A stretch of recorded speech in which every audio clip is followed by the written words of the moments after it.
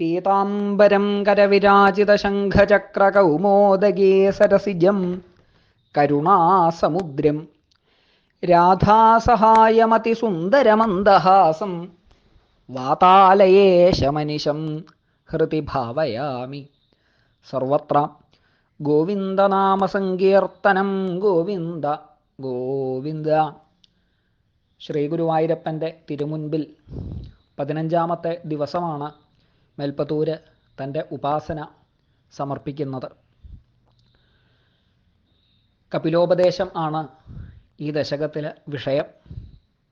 നേരത്തെ 14ാമത്തെ ദശകത്തിൽ കർദമ പ്രജാപതിയുടെയും ദേവഹൂതിയുടെയും മകനായി ഭഗവാൻ അവതരിച്ചു എന്ന് പറഞ്ഞു. കപിലമൂർത്തിയായിട്ടാണ് ഭഗവാന്റെ അവതാരം. കപിലൻ എന്ന് പറഞ്ഞാൽ തന്നെ ചെമ്പിച്ച നിറത്തോടുകൂടിയവൻ എന്നർത്ഥമാണ്. ലോകത്തിലെ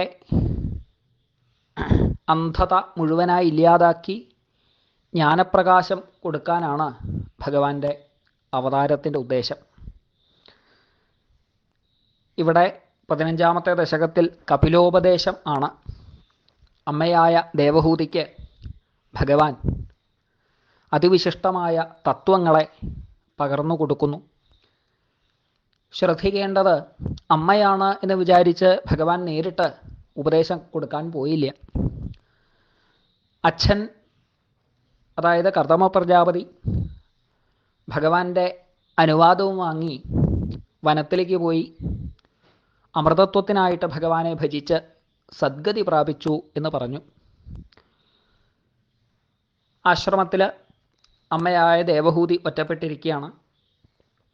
ആ ആശ്രമത്തിൽ തന്നെ മകൻ്റെ അടുത്തേക്ക് ധാരാളം മഹർഷിമാർ വന്നു ചേരുന്നുണ്ട്. വരുമ്പോൾ അതീവ ദുഃഖിതരായിട്ടാണ് വരുന്നത്.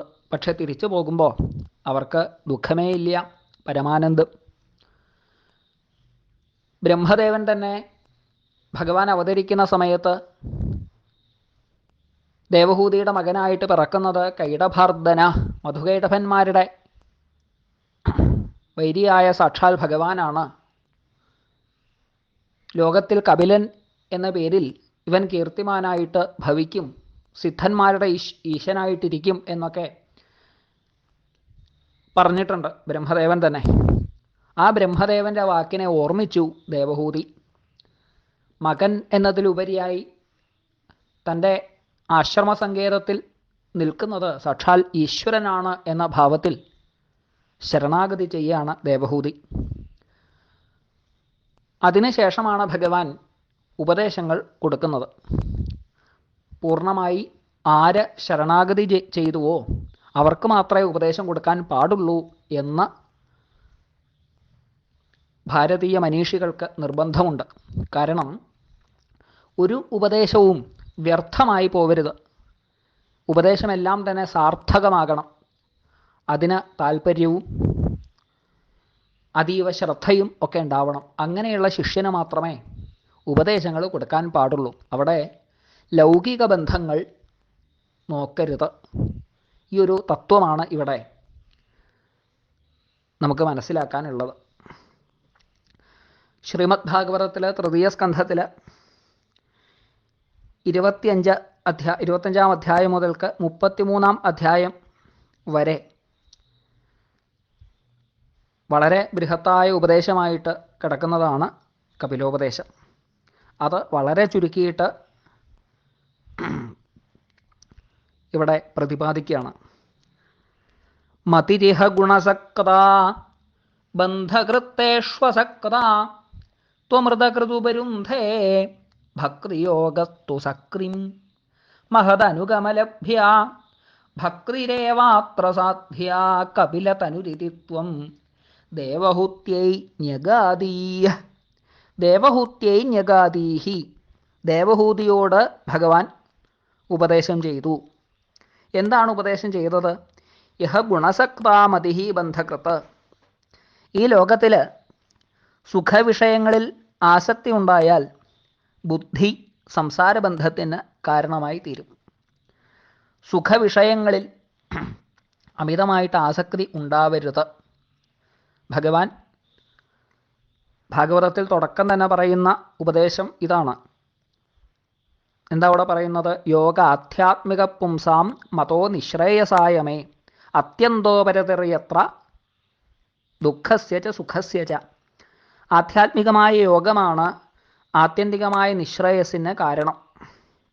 എന്താണ് ആധ്യാത്മികമായ യോഗം? അവിടെ പറയുന്നു, സുഖദുഃഖങ്ങളിൽ നിന്നും ഉള്ള പിന്തിരിയലാണ് യഥാർത്ഥത്തിൽ ആധ്യാത്മികമായ യോഗം. അപ്പം അതിന് അധികം സുഖിയായിട്ടിരിക്കരുത്, അധികം ദുഃഖിയായിരിക്കരുത്. ഈ മനസ്സാണ് സുഖദുഃഖങ്ങളെ ഉണ്ടാക്കുന്നത്. അപ്പോൾ മനസ്സിനെ ജയിച്ചു കഴിഞ്ഞാൽ സുഖദുഃഖങ്ങളിൽ നിന്ന് വിരമിക്കാം. ഇതിനൊക്കെ അതീതമായിട്ട് നിൽക്കുന്ന പരമാനന്ദത്തിലേക്ക് ലയിക്കാം. വിഷയസുഖങ്ങളിൽ ആസക്തി വന്നാൽ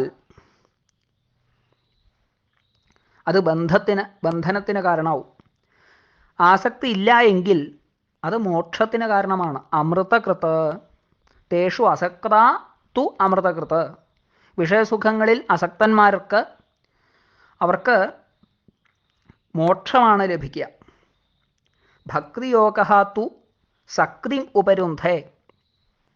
ഭക്തിയോഗം, ശ്രേഷ്ഠമായിട്ടുള്ള ഭക്തിയോഗം വിഷയാസക്തിയെ തടയുന്നതാണ്.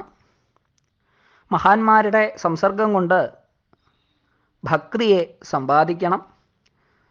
ഈ ഭക്തിയോഗത്തിൻ്റെ മാഹാത്മ്യത്തെയും സജ്ജനത്തിൻ്റെ മഹത്വമൊക്കെ ഒന്നാമത്തെ ശ്ലോകത്തിൽ തന്നെ പ്രതിപാദിച്ചു. പിന്നെ പറയാണ്, പ്രകൃതി മഹദഹങ്കാരാശ്ച മാത്രാശ്ച ഭൂതാന്യപി ഹൃദപി ദശാക്ഷീ പൂരുഷ പഞ്ചവിംശ ഇതി വിദിത വിഭാഗോ മുച്യതേസൗ പ്രകൃത്യാ കപിലതനുരിതിത്വം ദേവഹൂത്യൈന്യഗാദീയ. മൂലപ്രകൃതി, മഹത്തത്വം, അഹങ്കാരം, 5 തന്മാത്രകൾ, 5 ഭൂതങ്ങൾ, മനസ്സ്, 10 ഇന്ദ്രിയങ്ങൾ. അപ്പം ഇങ്ങനെയുള്ള തത്വങ്ങൾ. അതുകൂടാതെ 25ാമത്തെ തത്വമായിട്ട് പുരുഷൻ. അപ്പോൾ ഈ 25 തത്വങ്ങളെ കൊണ്ടാണ് ഈ പ്രപഞ്ചം സൃഷ്ടമായിട്ടുള്ളത്. തത്വവിഭാഗം മനസ്സിലാക്കിയിട്ടുള്ള ഒരുവൻ പ്രകൃതി അഥവാ മായ, പ്രകൃതിക്ക് വേദാന്തപരമായിട്ടുള്ള പേരാണ് മായ, അത് പൂർണ്ണമായിട്ട് വിട്ടു നിൽക്കും. അപ്പോൾ പരമപുരുഷനെ വേണ്ട വിധം ഉൾക്കൊണ്ടാൽ, അറിയാൻ സാധിച്ചാൽ മായാബന്ധം ഉണ്ടാവില്ല. പുരുഷന് പ്രകൃതി ഗുണങ്ങളിൽ ആസക്തി സംസാരബന്ധത്തിനും വിരക്തി മോക്ഷത്തിനും കാരണമാണ് എന്ന താല്പര്യം ദേവഹൂത്യൈന്യഗാദി, ദേവഹൂതിക്കായിട്ട് ഉപദേശിച്ചു. പിന്നെ പറഞ്ഞു, പ്രകൃതിഗത ഗുണൗഖൈർനാജ്യതേ പൂരുഷോയം യദി തു സജതി തസ്യാം തദ്ഗുണാംസ്തം ഭജേരൻ മദനുഭജന തത്വാലോചനൈ സാപ്യപേയാത് കപിലതനുരിതിത്വം ദേവഹൂത്യൈന്യഗാദീയ. പ്രകൃതി പുരുഷഭേദത്തെ ഈ ശ്ലോകത്തിൽ വർണ്ണിക്കുന്നു. പ്രകൃതി പുരുഷ ഭേദം. പ്രകൃതി എന്ന് പറഞ്ഞാൽ ജഡമായതാണ്, പുരുഷൻ എന്ന് പറഞ്ഞാൽ ചൈതന്യം. അപ്പോൾ പ്രകൃതിയുടെ നേർക്ക് ഒരു പുരുഷൻ ആസക്തി കാണിക്കുന്നു എങ്കിൽ പ്രകൃതി ധർമ്മങ്ങൾ ആ പുരുഷനെ പ്രാപിക്കും. അപ്പോൾ ഇവിടെ വേണ്ടത് പ്രകൃതിയുടെ ബാധ അഥവാ മായയുടെ ബാധ ഏൽക്കാതിരിക്കാനായിട്ട് മദനുഭജന തത്വാലോചനൈ. ഭഗവാൻ പറയാണ്, എന്നെ ഭജിക്കൂ, എന്നെ വേണ്ടതുപോലെ ഭജിക്കുക, എൻ്റെ തത്വം നന്നായി ആലോചിക്കുക. ഇവയെക്കൊണ്ട് ഈ മായാബന്ധം ഒഴിയും.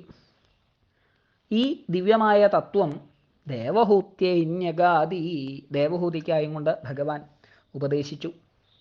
പിന്നെ അഷ്ടാംഗയോഗമാർഗങ്ങളെ പറയാണ്. വിമലമതിരുപാപ്തൈരാസനാദ്യേർമദംഗം ഗരുഡസമധിരൂഢം ദിവ്യഭൂഷായുധാംഗം രുചിതുലിതതമാലം ശീലയേതാനുവേലം കപിലതനുരിതിത്വം ദേവഹൂത്യൈന്യഗാദി. 8 അംഗങ്ങളോടുകൂടിയ യോഗം. യമം, നിയമം, ആസനം, പ്രാണായാമം, ധാരണ, ധ്യാനം, സമാധി. യമ, നിയമ, ആസന, പ്രാണായാമ, പ്രത്യാഹാര, ധാരണ, ധ്യാന, സമാധി. ഇങ്ങനെ 8 അംഗങ്ങളാണ് യോഗത്തിനുള്ളത്. യമം, നിയമം, ആസനം, പ്രാണായാമം എന്നിവ പരിശീലിച്ച് ചിത്തശുദ്ധി വന്നതിന് ശേഷം ഭഗവാന്റെ ദിവ്യാലങ്കാരങ്ങൾ, ദിവ്യായുധങ്ങൾ ഒക്കെ ധരിച്ച് ഗരുഡൻ്റെ പുറത്ത് കയറിയിരിക്കുന്ന പച്ചിലമരം പോലെ നീലവർണ്ണമായ എൻ്റെ സ്വരൂപത്തെ എപ്പോഴും ധ്യാനിക്കണം എന്ന് ഭഗവാൻ അമ്മയോട് ഉപദേശിക്കുന്നു. പിന്നെ പറഞ്ഞു, മമ ഗുണഗണലീലാകർണനൈ കീർത്തനാദ്യേർമ്മയി സുരസരിതോഘപ്രഖ്യചിത്താനുവൃത്തി ഭവതി പരമഭക്തി സാഹി മൃത്യോർവിജേത്രൈ കപിലതനുരിതിത്വം ദേവഹൂത്യൈന്യഗാദീ. ഭഗവാൻ പറയാണ്, മമ ഗുണഗണലീലാകർണനൈ, എൻ്റെ ഗുണസമൂഹങ്ങളെയും ലീലകളെയും കേട്ട് നാമസങ്കീർത്തനം, സ്വരൂപധ്യാനം മുതലായവ ചെയ്ത് എന്നിൽ ഗംഗാപ്രവാഹം പോലുള്ള ചിത്തവൃത്തിയെ ഒഴുക്കിവിട്ട് ഉത്കൃഷ്ടമായ ഭക്തി ഉണ്ടാക്കിയെടുക്കുക. ആ ഭക്തി സാഹി മൃത്യോഹോ വിജേത്രി, ആ ഭക്തി മരണത്തെ പോലും ജയിക്കുന്നു. ഇങ്ങനെ കപിലസ്വരൂപനായിരിക്കുന്ന ഭഗവാൻ അമ്മയ്ക്ക് ഉപദേശിച്ചു. പിന്നെ പറഞ്ഞു, അഹഹ ബഹുലഹിംസാ സഞ്ചിതാർത്ഥൈ കുടുംബം പ്രതിദിനമനുപുഷ്ണൻ സ്ത്രീജിതോ ബാലലാളീ വിശതി ഹി ഗൃഹസക്രോ യാതനാം മയ്യഭക്ര കപിലതനുരിതിത്വം ദേവഹൂത്യൈന്യഗാദീ. അഭക്രൻ്റെ ഗതി പറയാണ്, ഭക്തിയില്ലാത്തവൻ്റെ ഗതി. അവൻ്റെ ഗതി കഷ്ടം കഷ്ടം എന്ന് പറയുന്നു ഭഗവാൻ. പലതരം ഹിംസകൾ ചെയ്ത് സമ്പാദിച്ച ധനം കൊണ്ട് നാൾതോറും കുടുംബം പുലർത്തിക്കൊണ്ടും സ്ത്രീകൾക്ക് കീഴടങ്ങിക്കൊണ്ടും കുട്ടികളെ കളിപ്പിച്ചുകൊണ്ടും ഗൃഹകാര്യങ്ങളിൽ മുഴുകിക്കഴിയുന്നവനായിട്ട് നരകദുഃഖം തന്നെ അനുഭവിക്കേണ്ടതായിട്ട് വരുന്നു. അപ്പോൾ അഭക്തൻ്റെ ഗതി ഇതൊക്കെയാവും. ഭഗവാനെ മറന്ന് വിഷയലംബടനായി മാത്രം ഇരുന്നു കൊണ്ട് ജീവിക്കുന്നവൻ, അങ്ങനെയുള്ളവൻ നരകദുഃഖം ഇവിടെ തന്നെ അനുഭവിക്കുന്നു എന്ന് പറയുകയാണ്. യുവതി ജഠരഖിന്നോ ജാതബോധോപ്യകാന്തേ പ്രസവഗളിതബോധ പീഡയോല്ലംഘ്യ ബാലം ബാല്യം പുനരപിപതമുഹ്യത്യേവ താരുണ്യകാലേ കപിലതനുരിതിത്വം ദേവഹൂത്യൈന്യഗാദീ. ഒരു ജീവൻ അമ്മയുടെ ഗർഭപാത്രത്തിൽ കിടന്ന് വല്ലാതെ ദുഃഖിക്കുന്നു അല്ലേ? അത്ര സുഖമുള്ള കാര്യമല്ല ഈ ഗർഭപാത്രത്തിൽ ഇങ്ങനെ ഒതുങ്ങിക്കൂടുക എന്ന് പറഞ്ഞാൽ. ഇതിൻ്റെ ഉള്ളിൽ എന്തൊക്കെ കാണണം, എന്തൊക്കെ സഹിക്കണം. ജീവൻ ഈ ഗർഭപാത്രത്തിൽ ഇങ്ങനെ ഇരിക്കുമ്പോൾ വൃത്തികേടുകൾ മുഴുവൻ ഇങ്ങനെ കാണുകയാണ്. നമ്മുടെ ശരീരം പുറമേ മാത്രമേ സൗന്ദര്യമുള്ളൂ. ഇതിൻ്റെ ഉള്ളിലെന്താ? കുറേ ചോര, മജ്ജ, മാംസം, ഇതൊക്കെയാണ് ഇതിൻ്റെ ഉള്ളിലുള്ളത്. ഇതൊക്കെ ഇങ്ങനെ കാണുക ഈ ജീവൻ. എപ്പോഴും ഇതിങ്ങനെ കണ്ടുകൊണ്ടിരിക്കുന്നു. എന്നിട്ടോ ഈ അമ്മ കഴിക്കുന്നതിൻ്റെ എരിവ്, പുളി, ഉപ്പ് ഇതെല്ലാം ഈ ജീവന് ഏൽക്കുന്നുണ്ട്. ജീവൻ ഇങ്ങനെ കിടന്ന് പ്രാണപീഡ ഉണ്ടാവുകയാണ്. ആകെ വിഷമിക്കുകയാണ് ജീവൻ. നേരിയ ചർമ്മമാണ്, ആകെ പ്രയാസപ്പെടുന്നു ഈ ജീവൻ. അപ്പോൾ 7ാം മാസമാണ് ജാതബോധ. ഈ ജീവന് 7ാം മാസമാണ് ബോധം ഉണ്ടാവുക. ആ ബോധം, യഥാർത്ഥ ജ്ഞാനം ഒക്കെ ഉണ്ടാവും. പക്ഷേ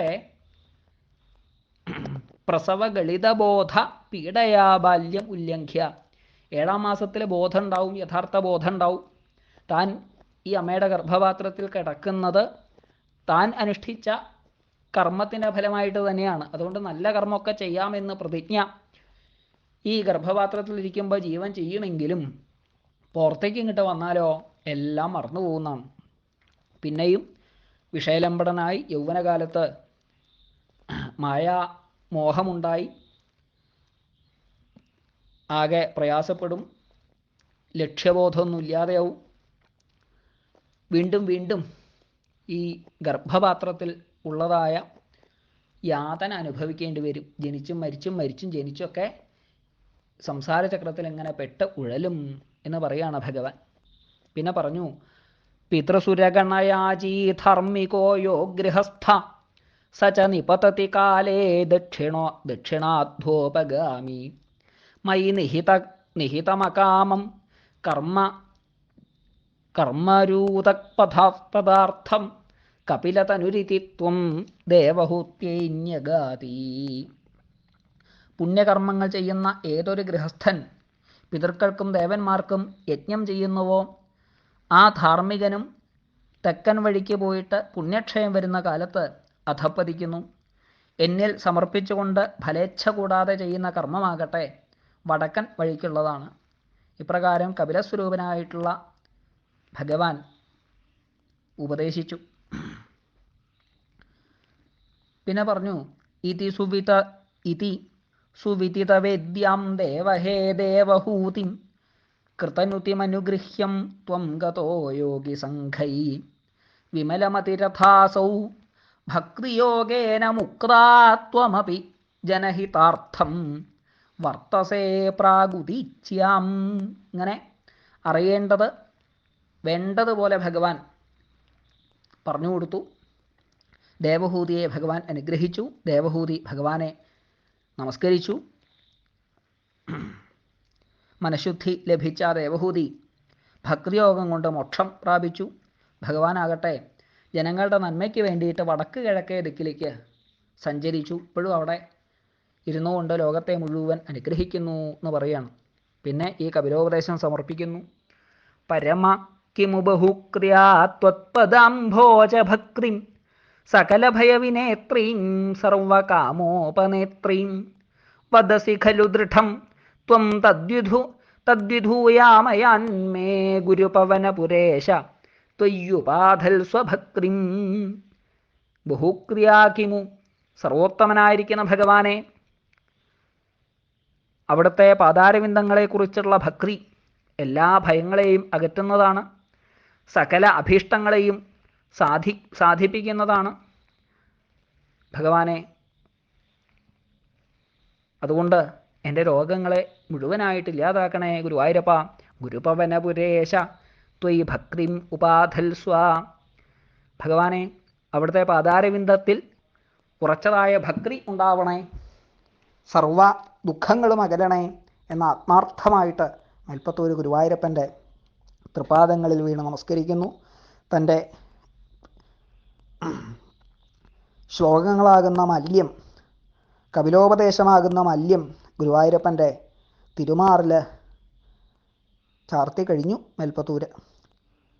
നമുക്കും ശ്രേഷ്ഠമായിട്ടുള്ള ഉപദേശത്തെ സമർപ്പിക്കാം. സർവത്ര ഗോവിന്ദനാമസങ്കീർത്തനം. ഗോവിന്ദ ഗോവിന്ദ.